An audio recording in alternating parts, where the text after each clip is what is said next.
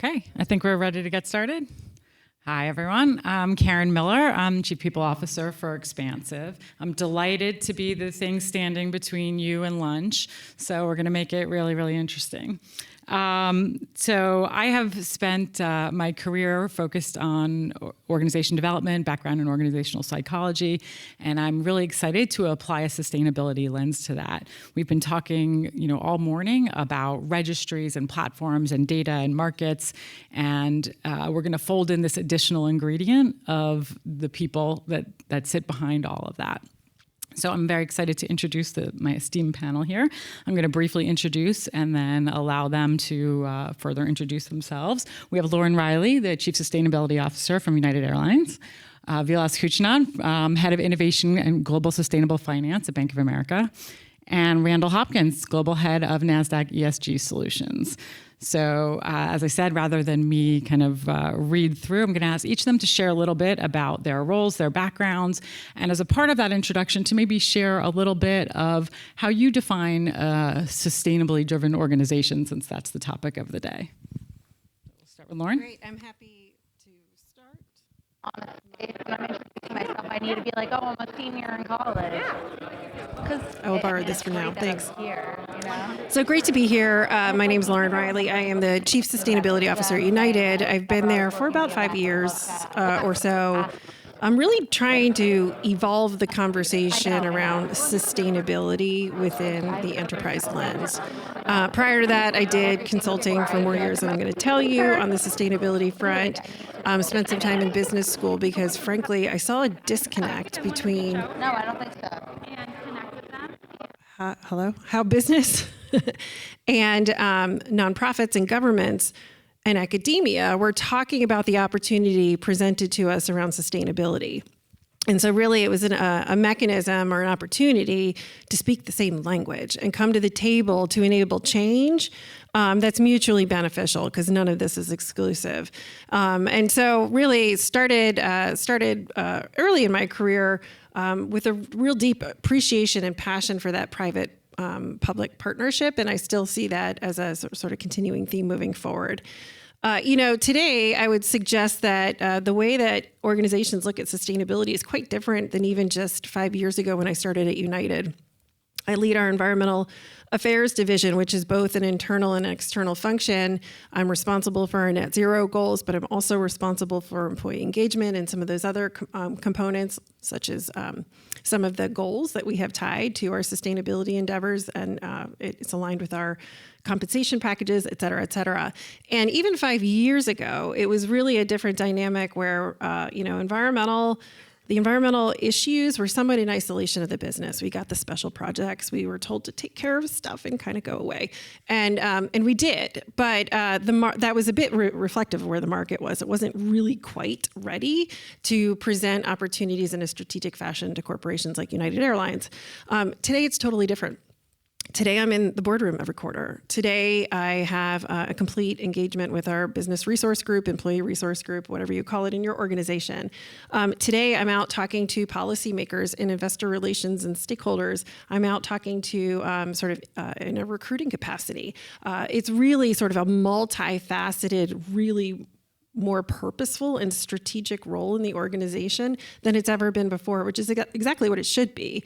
Because what we're beginning to see, and I'm sure you'll hear over here, is the opportunity that is afforded through taking a sustainability lens to your organization is huge. And it's really exciting. And it's going to be a competitive one. It's still early. It's still pretty early in that shift. But United's been really leading in the space for commercial aviation, and I don't expect any of that to change. Thanks. That one's on? Yep. Perfect. So Vilas Kuchinad, part of our sustainable finance team at Bank of America. There are a lot of words up there on my title, but what is sustainable finance at B of A? One of the things that I think separates us or differentiates us is how we've set up the team. We really have a mandate across all 8 of our business lines to help mobilize and deploy capital into sustainable finance. So the bank has 2 real North Stars. One is $1.5 trillion of sustainable finance by 2030, and net zero by 2050. And so we really work with all of our different business lines to think about how do we achieve those goals. Because at the end of the day, a lot of that is driven, yes, we have operational emissions, but also is through our clients and the emissions that get allocated to us through our financing and other capital that we provide to them. And so really thinking about not just about, B of A and how do we engage our employees from a operational standpoint, but also from an opportunity standpoint. Meaning, we are driven by what our clients want to do, right? We're a client services enterprise, and they drive what we focus on. And so when our clients tell us that net zero or reducing their emissions is important, then it becomes important for us to be able to serve them. And so we do that, like I said, through financing, but also through engagement and education, advisory, and it comes across many different types of companies, right? So my team, the innovation part of it is very much focused on new climate technology and what's going to be necessary for companies to be able to reach net zero in areas that like wind and solar, where we've spent a decade plus supporting, aren't going to be the solution. And so we think of that as environmental markets, right? Provide some of that solution, and new technologies provide some of that solution. And so we spend a lot of time with earlier stage companies, and what you have to engage with earlier stage companies is different from what you have to engage with, our largest corporate clients. And then there's an opportunity to bridge that gap. And so all of this comes into play when we think about, how do we engage internally and externally. To Lauren's point, external affairs is a big part of it. I think the last thing I'll say before turning over to Randall is, we also look at it, and Lauren hinted at this, it's a business opportunity, right? Our CEO has a saying that he likes to use, which is doing good and doing well. Right? And so we very much, that permeates through the institution, and we can get into it, but I think a lot of it is about that consistency and top-down messaging, and so happy to go into that as well, but turn over to Randall, and thanks everybody for attending. Thank you. Randall Hopkins, I head up the ESG solutions business for NASDAQ, which is on the one hand, software-based solutioning to reduce the cost of capital for corporations in their sustainability efforts, but more broadly in their businesses, and an advisory practice that helps them prioritize their work within sustainability. And think about, in fact, Milos mentioned, being client-facing and responsive. I think what we've observed over the last 10 years is, our corporate clients, look to us at the intersection of capital markets and investors and regulators to sort of be this connective tissue around, helping their business operate more efficiently. And, we have a technology heritage, of course, at NASDAQ, and that meant that how can we think about the challenges that our corporate clients are facing that technology could address. And so for us, that was, workflow management and decreasing the friction in the system to collect data related to emissions, to manage that over time, to be able to respond to third parties that may have different requirements, different timelines, different objectives, different focal areas, things like that. So, for us, it's really been around, enabling an organization to have the right spirit of their sustainability program come forward, enabling it through technology, but also, making sure that they get access to capital corresponding to their investments. And I guess, one other thing that probably worth highlighting is, when we think about, our matching engine, the thing that we talk about a lot in the exchange space, and connecting buyer and seller, sometimes it doesn't get kind of publicized how important it is that you want the right matches so that you don't have churn in portfolios, that you don't have a very high cost of turnover. And one of the ways that we can do that in this industry for sure, and to speak to Lauren's comment a little bit about, having the right language and having a shared language. So how do we think about, in non-financial metrics, how do we make sure that there's good marriages that we're making between companies and their investors so that we don't have that churn, so that we don't create those additional transaction costs and create friction in the system. And I think, when we take our purpose to heart and we bring that matching technology and that ethos to the markets and we make good marriages, we have long-term capital and long-term capital formation that allows us to really be good businesses over time. I love some of the phrasing that you used around being connective tissue and bringing the purpose to heart. And I think we're going to spend a lot of time talking about this nexus of that mission and the opportunity. So I know everyone's anxious to dig into strategies. So, we have a ton of research coming out of EY and other places that says organizations that really fundamentally transform and think about sustainability from the core are the ones who are going to thrive and survive versus those that don't approach it that way. And yet we heard all morning around the challenges of this is a complicated business we're in. It's risky, it's nascent, it's uncertain, right? So how do we keep people engaged, and what are the strategies that you all have learned in light of all of that? Phyllis, you're looking at me. Phyllis, we'll start with you. Sure. I think education plays a very important role, and I say that in, again, the lens of what is the opportunity, right? At the end of the day, why is this important to, employees of B of A or employees of United or employees of NASDAQ or any of you is, part of it is knowing why it should be important and knowing what they can do or we can all do. And so we took a very early approach, which was just educating bankers, right? And educating internal staff and letting them understand what it meant, right? Because I think part of this is, any organization or any industry has their jargon. I find that finance does a really good job of creating bespoke jargon. And then you overlay, kind of an industry that has lots of acronyms, right? It started with ESG, but what's sustainability? We were talking earlier, what are all these task forces that, have 3-4 letter acronyms? And part of it was just educating, staff to say, this is what it is, right? This is why it matters. This is why people are talking about it. This is why it's in the headlines. This is why, and at the end of the day, this is why your clients are talking about it as well, right? And so, balancing between, what matters to you as an individual, what matters to the institution, and then what matters to the institutions that we serve. And I think that was really, really important to just start getting a baseline and getting people to understand what it meant when people were talking about these acronyms. And then also, to your point, speaking the same language, right?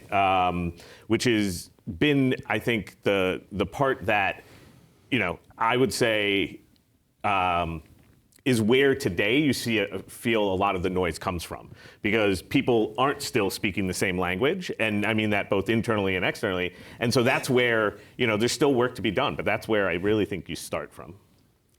Yeah, and if I could add, we were speaking before this panel about, my view is, frankly, anyone in this job, in this role with this responsibility, fundamentally is in change management. So we're introducing a different set of performance indicators to business, and that's hard. So we're very comfortable looking at the finances, we're very comfortable looking at the return, we're very uncomfortable when it comes to talking about greenhouse gases and measuring your footprint. At United, today we have about 50 million metric tons in our greenhouse gas inventory on an annual basis. If we do nothing, by 2050, we're gonna more than double that number. That's a lot of emissions into the atmosphere, which is why aviation is recognized as a hard-to-abate industry.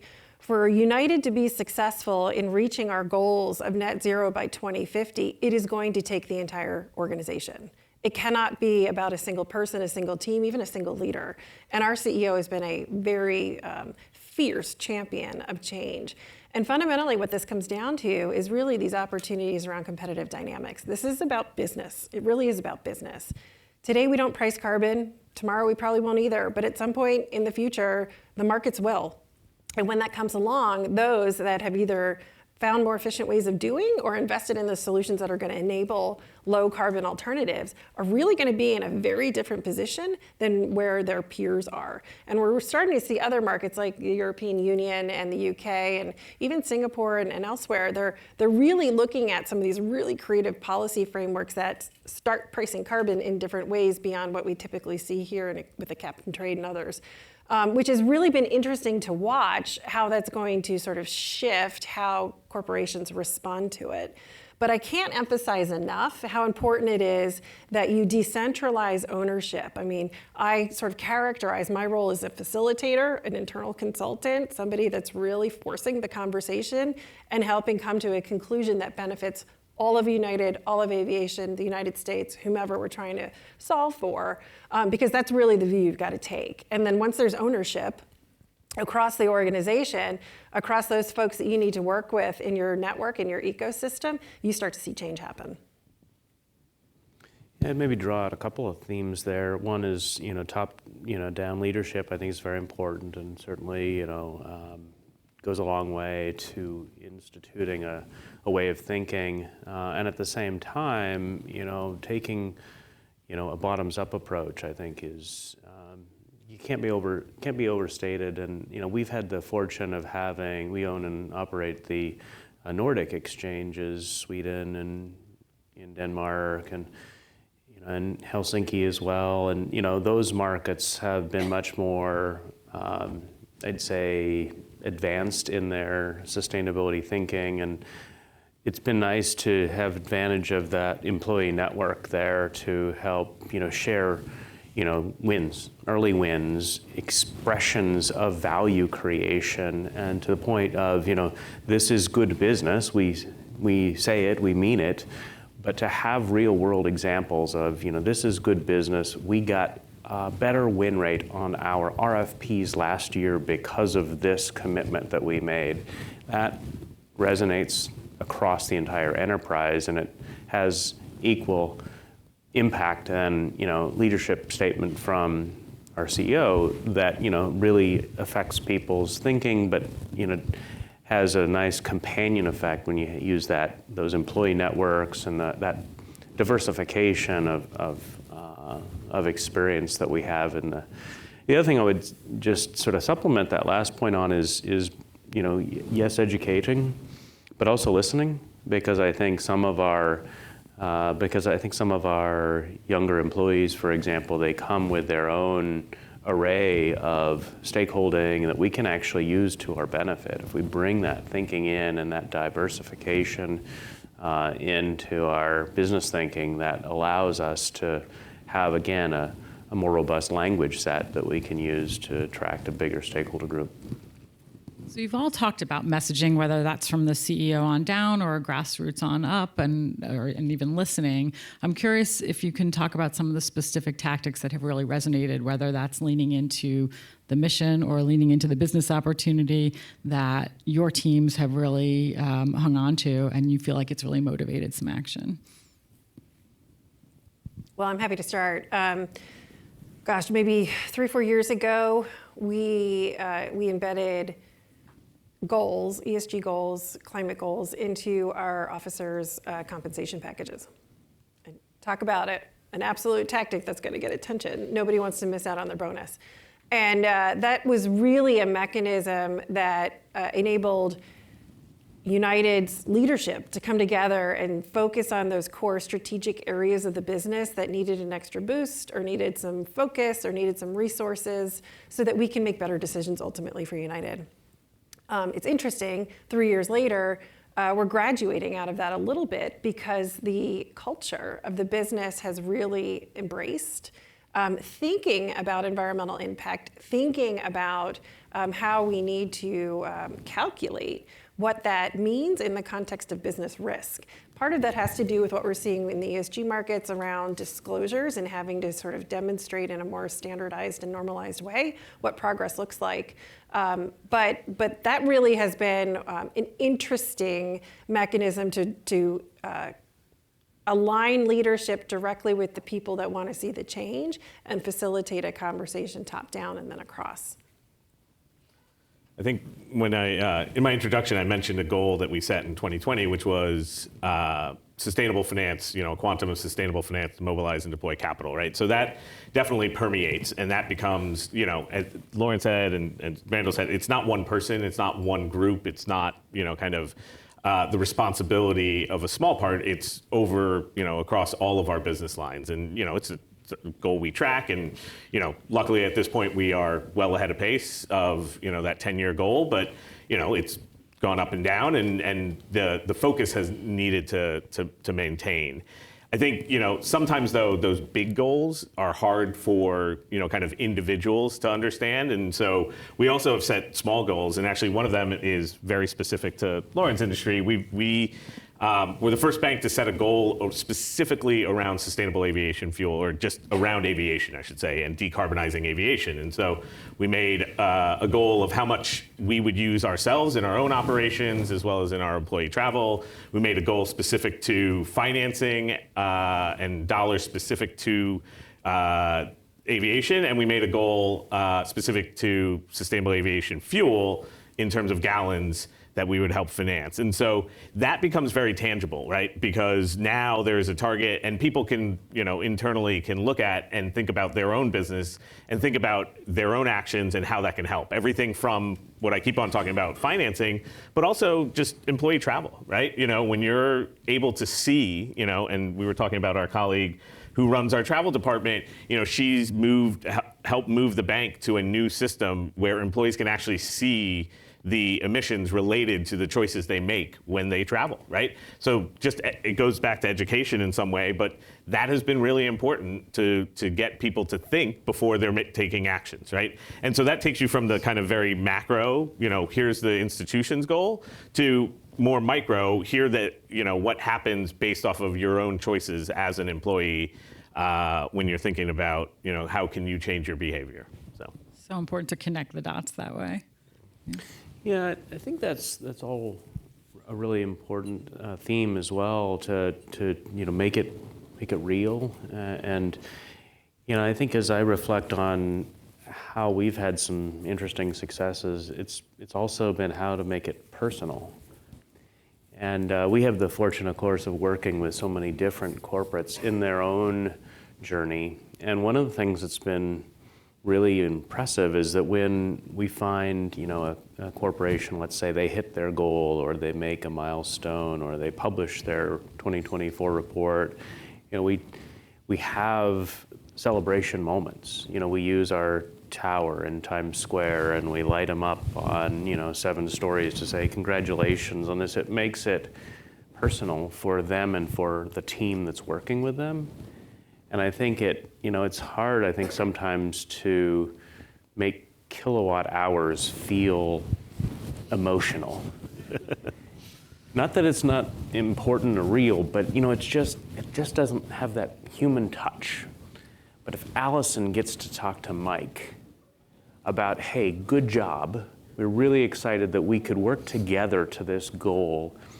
Is it okay if we, publicize some of your work in Times Square? Now all of a sudden it becomes real at a different level. And I think that personal connection, and certainly as a people partner, you can appreciate that. I'm just giving you a little nod there, but I think that's an element that we don't want to lose here, because at the end of the day, we want to democratize this thinking. We want to make it across billions of people, and kilowatt hours may not be the best path.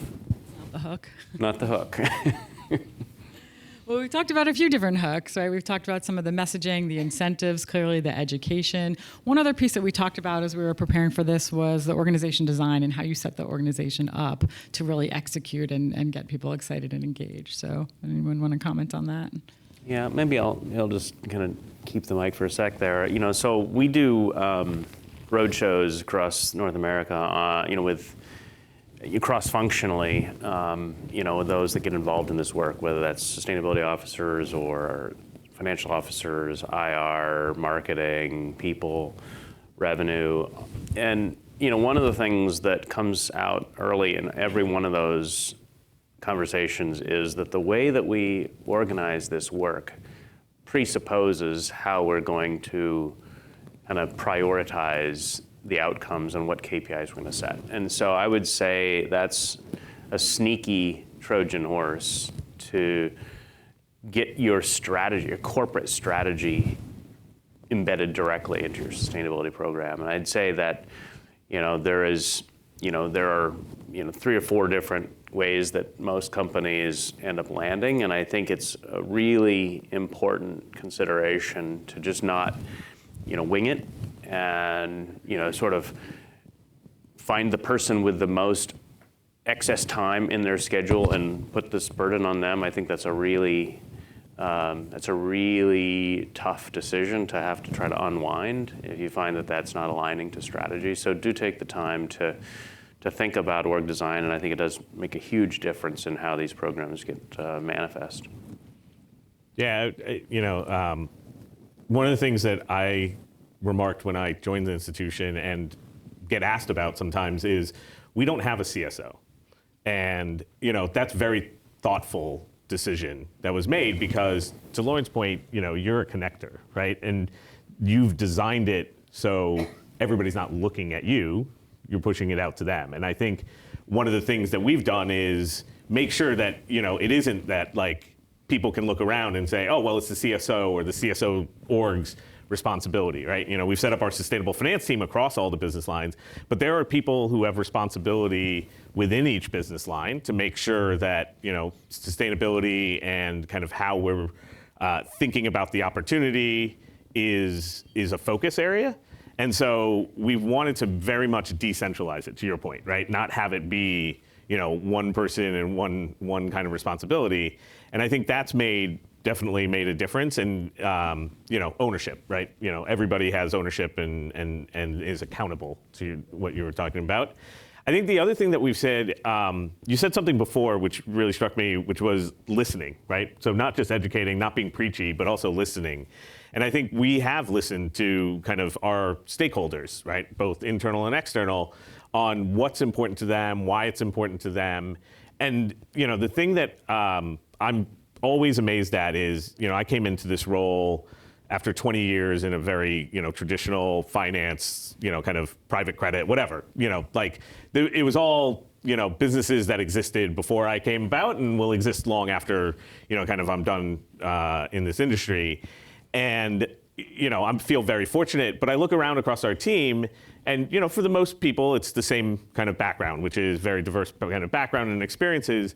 Yet we also now have, internship programs that are focused on sustainable finance or different aspects of sustainability, and just seeing the amount of inquiry and interest that we get. I shared when we were preparing for this, I shared a stat.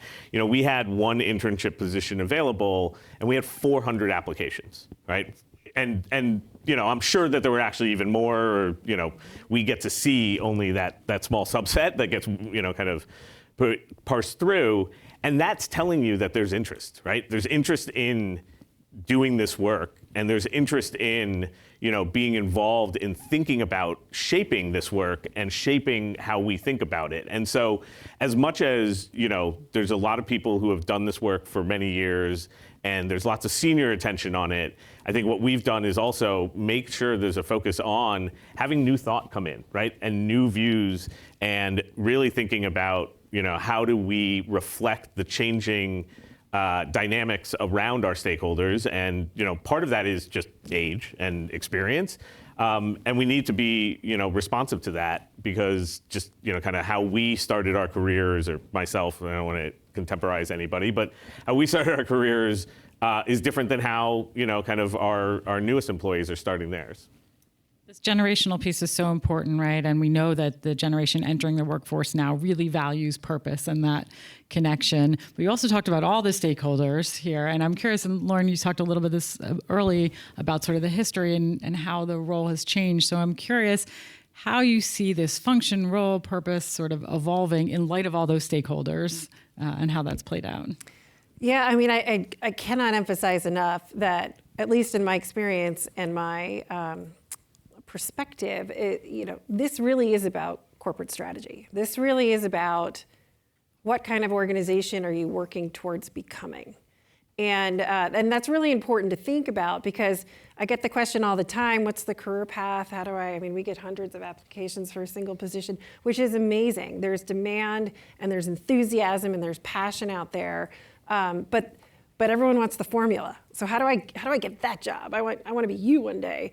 And the answer is there's no right path. I mean, this is such a multifunctional space, whether you come from traditional finance or software development or general management consulting and business. Like, it doesn't matter what you did. I have a ton of engineers on my team.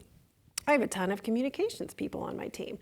I mean, it's really up to anyone who can kind of figure out, how do I facilitate the change that we require today to enable a better tomorrow? If you can have that conversation and bring forward a business case, and I believe fully that your job is to really facilitate this understanding, this awareness with the data, bring the business case forward, understand who your executive sponsor should be. It's probably not the people you want to work with, but it's the people you need to work with, and go get that group together and come together on a decision or a recommendation that can help your company take that next step forward that's in the best interest of your company, as well as the environment. It's an and proposition.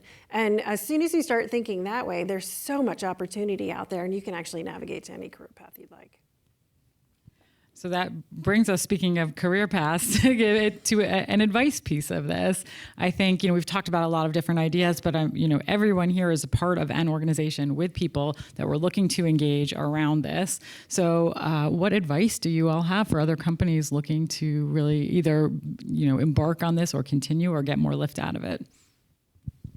I'll start. I think something Lauren said about, not one team or one responsibility and other things that have been mentioned. I think, draw on the resources. Like, there will be different levels of interest within organizations to be part of this dialogue, and I don't think you can force it. And so, drawing on the resources that are there that you might not know about, right? To Lauren's point, you have engineers that came from a different part of the institution and are part of your team, and are different parts of the value chain and now a part of your team. That's where I think there's a lot of value to be created, right? Because as any hard problem that needs to be tackled, like, it's probably not going to be the team that was put together at the very beginning that is there at the very end, right? And those teams evolve over time, and the best way to kind of tackle it is from this kind of multi-strategy approach or multi-expertise approach. And so bringing in different voices and bringing in different experiences, I think, is really important to making sure, one, that you are successful, but two, that you're engaging the largest part of the institution, right? Meaning your organization, and getting everybody's views and everybody's buy-in. And I'll just add that a different dimension to his comments was really the external facing one. We are really at the start of a much bigger clean energy economy. I mean, we are just starting in earnest. And so you can't do it by yourself. You really can't. This is really about even just beyond your industry. I mean, I talk to my peers probably every day as much as I talk to my team members. I talk to policymakers. I talk to our investors and different finance folks. I mean, you need everyone at the table to get perspective, because if you're not rowing in the same direction, there's no shot in getting there. And so making sure that you're picking up your head and you're talking across different sectors of the economy so that you can actually affect that change. This is kind of fun stuff compared to a lot of the other stuff that we get to do, right? I mean, if you think about our colleagues that are sitting down there, heads down, cranking out numbers into cells in spreadsheets, this is a great opportunity to say, let's take it up a level. Let's think about long-term change, long-term value creation over arc that could transcend generations. And I think it's a real opportunity to connect at that fundamental level and say, look, it's okay to have fun. Let's have some brainstorming sessions, and let's figure out different ways that we can add value to the enterprise besides that cell in that spreadsheet, not instead of, but in addition to. And I think that's an area we can really lean into. And as I look across, I'm on all ESG steering committees for NASDAQ, the corporation, and a lot of that work is, how are we going to get our, CDP reported on time and things like that. That's a little tactical. But, some of the bigger conversations around how do we set goals and how do we think about, really transforming the organization from a change management perspective. Those can really be fun conversations and really, really inspiring for the team. Definitely a dose of inspiration. Well, I think we have some time for questions, so we can open it up to the group.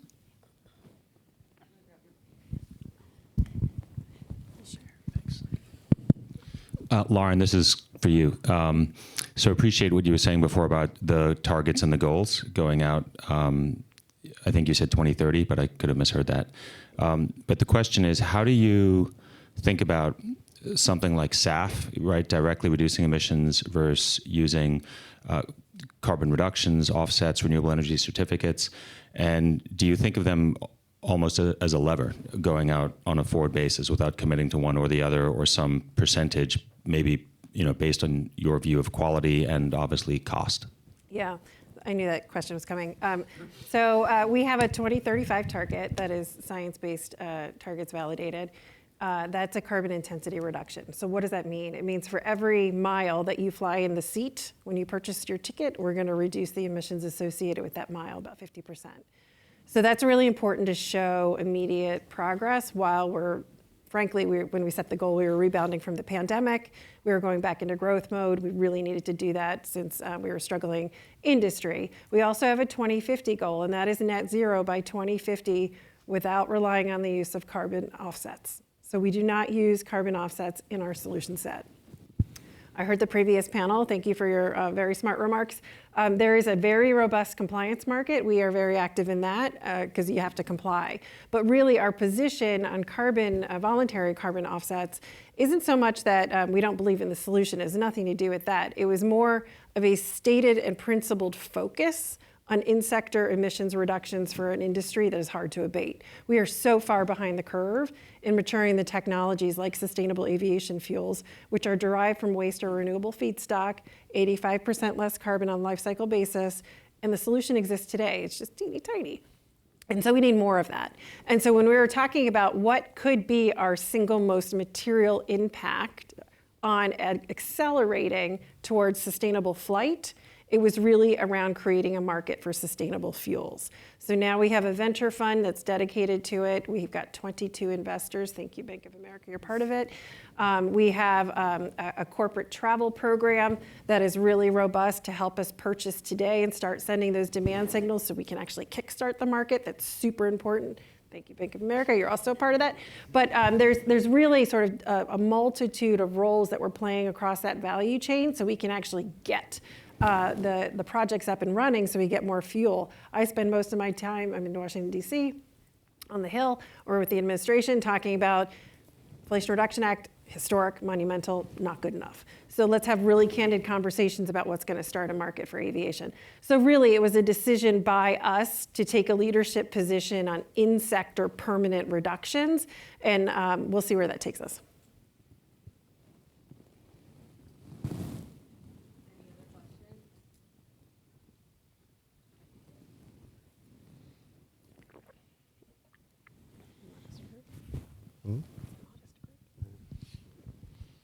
Okay, another one for Lauren. Sorry, just I'm from Carbon Pulse, so I'm a journalist, and just wondering, so you are looking into Corsia and buying credits or not at the moment? So for those unfamiliar, Corsia is a policy framework that was passed by the UN, sister agency called ICAO, which is the International Civil Aviation Organization. It's essentially the first time an industry came together, I think this was in 2015, and declared that we are going to cap the emissions from international flight. So when you take a departure out of New York and you go to London, we have, as a global industry, have limited the amount of emissions associated with global flight. And so to do that, to comply with that cap, we have to go out and purchase eligible carbon credits under Corsia. And yes, of course, we will comply with that. It hasn't quite been authorized in the United States, but I expect that to come along. And we don't really have enough carbon credits. So for you voluntary carbon credit folks out there, you should be looking at Corsia I'm not going to tell you what my price tag is going to be for that, but it's a lot of money. So it's an opportunity for us to really kickstart the voluntary markets through a compliance mechanism under CORSIA. And all eyes are on that from the airline sector, so I encourage you to take a look. Any other questions? All right.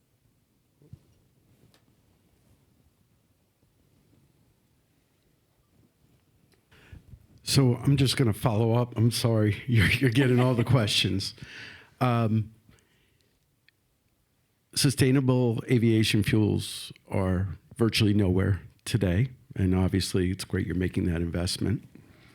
Artificial intelligence is driving incredible demand for renewable electricity, which means green hydrogen probably will be deferred. You know, I don't call it a voluntary market. I call it a project-based market. I'm just trying to understand that why United, is taking a leadership position. So I commend you for that.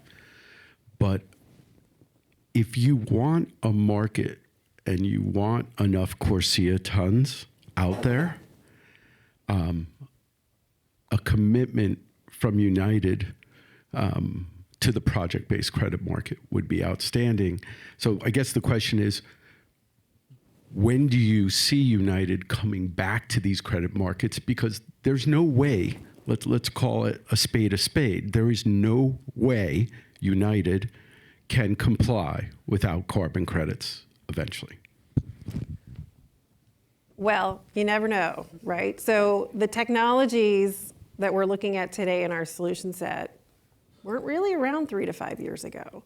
So it's really difficult to predict, especially coming out of the Inflation Reduction Act.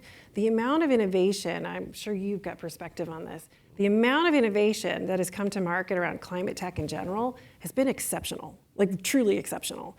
And so I'm not going to sort of forecast what the future solution set could look like because I've been blown away by what I've seen so far. The challenge in the market for us that you rightfully point out is moving from concept to demonstration. How do you get out of the laboratory and actually come up with a viable production facility so that we can actually give the banks and the financial partners the modeling and the operational data that they demand to put their money in the production? And so I can't say it'll never be on the table or off the table. We evaluate our strategy every year. I'm sure everyone in this room does. We also have a roadmap to net zero 2050. We update that every year. And it's sustainable fuels. It is electric and hydrogen aircraft. That has a real significant infrastructure challenge, to your point. It's also operational efficiencies and fleet renewal and modernization. So what we can do with the engine and the aircraft design is huge. And I'm talking 20, 25%, 30% reduction over time, just by design of the aircraft alone. So some of the aircraft that you may be flying on in the next 10 years might not look like what you're flying on today. Super cool. So you couple that with fuels that are more sustainable and lower carbon with the infrastructure needed to enable green power to that gate so that we're actually putting the air conditioning on. I know it gets hot in there sometimes, but we want to power that with green power. And you look at that whole value chain, we can get there. I do think there's a role for carbon offsets, absolutely, whether they're nature-based or technology-based. I think everyone in this room has the responsibility to evaluate their strategy as they deem fit so that you're responsive to the latest in technology. I'll just add on to what Lauren was saying, from a financing hat on, you pointed out that offtake is paramount in getting, financing, but so is, advancing these technologies, so is, kind of the feedstock, so to speak, which a lot of times is waste, as Lauren pointed out, but, other things that are important are renewable power and, sourcing, sourcing what has competing demands, right? And so I think it's important that, we think about as corporates, what can we do if you're not necessarily a renewables developer or a SAF developer? One of the things that, Lauren mentioned was I don't know if you mentioned by name, the Eco Skies Alliance, but what that allows is for corporates to actually contribute to part of that premium and the cost of producing these fuels today that do cost more. And so it's not just, kind of that direct user of the green molecule, the green electron, the green material. It's, the value chain and where it comes in. And so we think a lot about that and how can we support it both from an operations standpoint, but also from a financing standpoint. And that's, when we talked about, the internal education, that's also the external education, right? Going to our clients and saying, hey, yeah, you're not going to develop a renewables project or a SAF project, but you can commit to it, or you can commit to providing some of the supply chain in it. So I think that's important too, that it can't be one thing, right? To your point, like every company reevaluates it each year, but also they're reevaluating how they play. I mean, I'm guessing when you joined, you didn't think you would have a venture fund, and I definitely did not think I would be leading our investment into that venture fund. So, this is the kind of flexibility that I think is needed. Absolutely.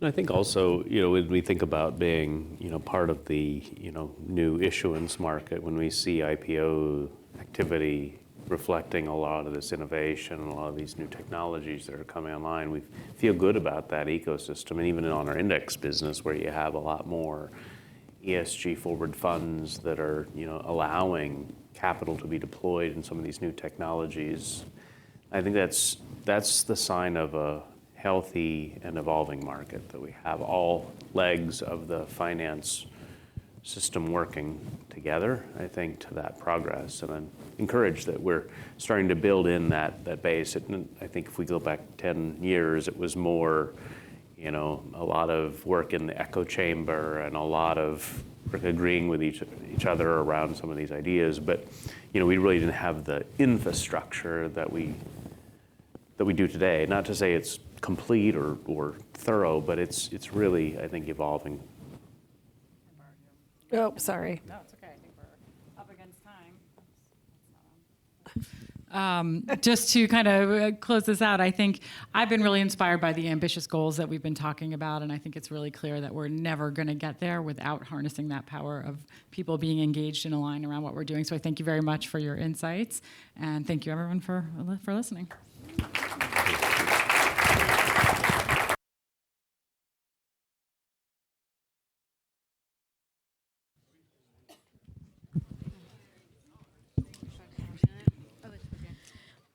Lunch will begin right now, so if you guys want to head out, it'll be on C.